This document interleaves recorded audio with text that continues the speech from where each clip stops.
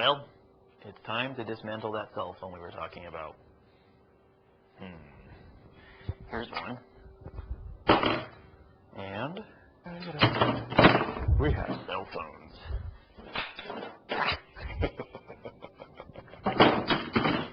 Cell phones. You ever had a problem with your telephone company? This is a great way to get even with them. Look at that. That's cute. Can you believe that's broken? Oh, well, it happens. This is an original kind of walkie-talkie style phone. It actually has a battery that you're supposed to hang off the bottom of it, which is actually the same size as the top of it. And what they're originally doing is they'd mount keypads on the front of these, and you key up your key up your radio, you push the little pound button, and you let go, and you sit there and you go, mee, and you hear the dial tone of a telephone buzzing at you. And you'd push down your thing, and you'd dial your phone number, and you'd let go, and you'd hear a ringing sound. And someone would say, hello, and you go, hello, you push your button. So you can't hear them now. They can't hear you. They can only hear you. Hello, I'd like to talk to such-and-so about such-and-so and such-and-so. And since they're used to two-way communication on the phone, they've already started talking. But since you're holding down the button, you don't know that. Anyway, this was the original type of telephone that came out. It was these little radios right here, and that was some of the early ones. Then we went to what's known as the Motorola brick, all right? This is a Motorola brick with actually a car adapter in it, and it comes off. And then you have another adapter. This is actually a battery. And there you go.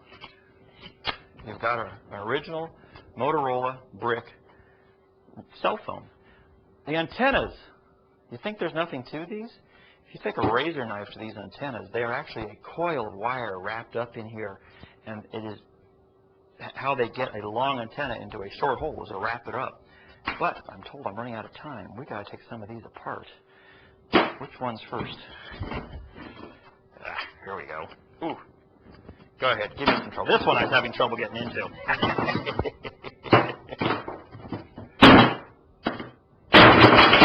Ooh, durability. The glass busted. Gotta be a way in. Come on, work with me, babe. Work with me. Doesn't want to for some reason.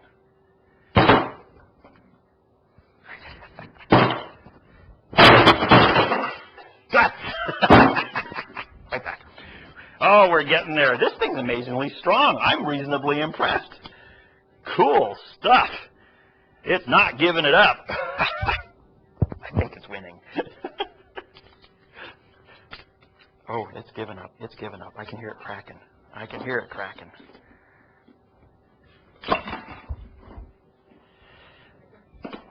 There we go. Here we go. Come on. Let me in. Let me in. Not by the hair of your chinny chin chin.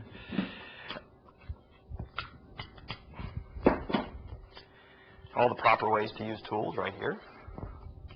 Oh, there goes some of the buttons. Yeah. This one's not going to give up its secrets. We might have to do another one. Oh, no. Oh, no. I don't know if I can take it. You know, I am really quite impressed with how hard I hit that puppy and how much of it's still here.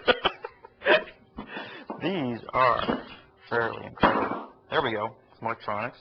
Whole bunch.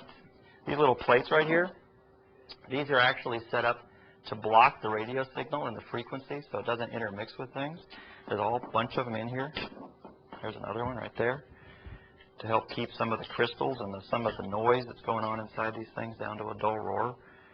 There is a lot happening inside of cell phones.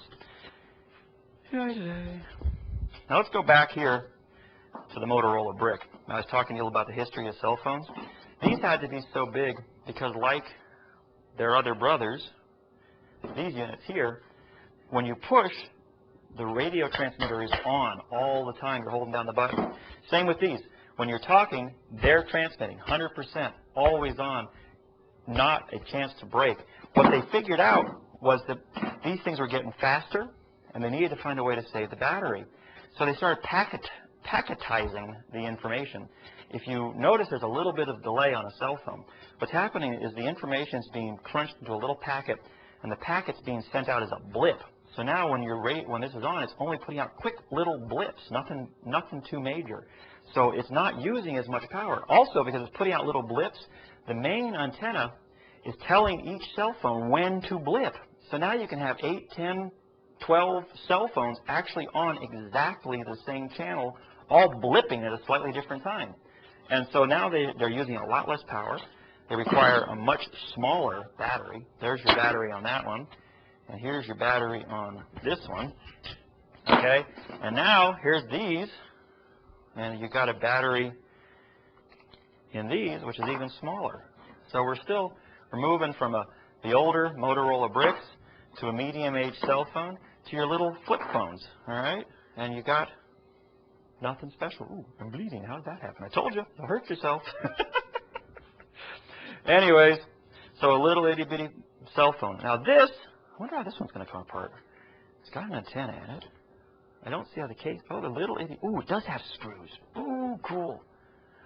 Here we go. Let's see if I can get into this one. And what comes apart? Oh, there we go. There's more, there's more, there's got to be more. A little earphone jack. There's something up here. I just don't see where it is. That works. Ooh. And, oh, one of the buttons fell out. These buttons here. There we go. Look at that. There's your cell phone right now. Your buttons. Your actual cell phone. Your actual electronics, which is getting itty bitty. Look at these chips. Those are small, all right? And we just saw a 40-pinner just a second ago. Here we got the guts of this one starting to come apart. And this has got an entire other piece to it. How am I going to get into this? Oh, look. I'm finding it. Oh, there. Look at that. Here we go.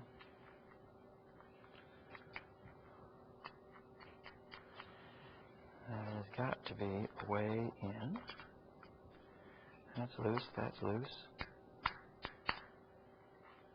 Wonder who. Come on. Oh, more. A little piece right down here. Giving me pains. It's giving me fits. It's fitting me, I'm telling you. It's fitting me.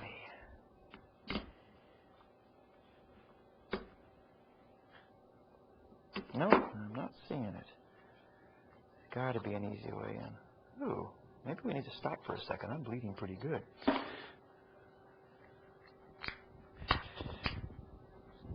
Anyways, that one's not coming apart the way I want it to. There we go. There we go. There we go. Look at that. There is your actual dial that has the pictures and stuff on it. That is it. And I can't see the light. Where's the light? I know. Oh, but it's got to be right down here.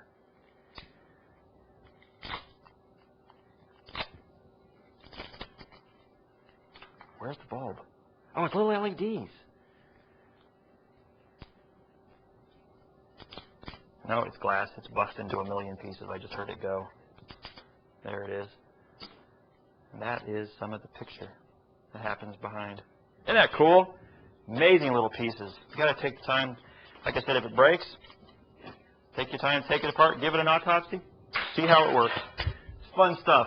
I've had a great time taking some of this stuff apart, and I hope you've enjoyed it too. Thank you very much. When you're working with tools, an amazing amount of things can go wrong. I had a friend of mine back a while ago who was drilling out a rivet out of a TV chassis. And while he was working away with it, he was pushing the drill down, and the rivet actually broke loose from the end of the drill, hit the side of the chassis, and shot straight up his nose. Now, I know that's kind of hard to believe, but suddenly he found himself with a hot piece of metal, sharp metal, in his nose. He's running around the shop and trying to blow the poor thing out of his nose. Stuff happens when you're working with tools. If you're working with a screwdriver or a hammer, you're liable to find yourself getting hurt every now and then. If you take the covers off of the top of a piece of equipment, you're going to expose the sharp edges and the gears and the motors. If you choose to do this, you will find yourself getting hurt every now and then. Just keep that in mind. Do your best to work as safely as you can. Pay attention to where the screwdrivers are going. Pay attention to how hard you're pushing on things and what might go wrong if something slips. But it's a choice you have to make.